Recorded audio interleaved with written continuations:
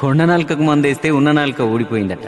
10 కోట్లు పెట్టి కట్టిన బంగ్లా ముందు పని మనిషి ముగ్గేస్తుంటది. ఆ బంగులైన బిడ్డ ఫారెన్ నుండి అది స్కైప్లో చూసి మురిసిపోతుంది.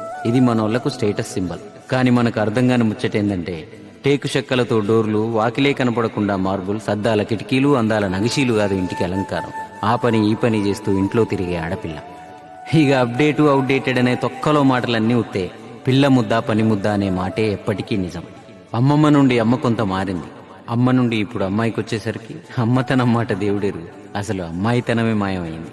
అందుకే అన్నకు రాకి ఆన్లైన్లో, అమ్మ నాయనతో ముచ్చట వీడియో కాల్లో, కన్న పిల్లలు ఆయాల పాలు, ఆఖరికి ఆత్మను కోల్పోయి ఆర్టిఫిషియల్ ఆనందాలు.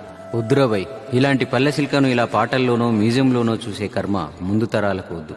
ఎంత ముందుకైనా వెళ్ళనివ్వండి, కానీ మూలం మర్చిపోకుండా ఆడపిల్లను ఆడపిల్లలాగే ఎవరి దేశానికి తగ్గట్టు అల్లం పెంచుకుందాం.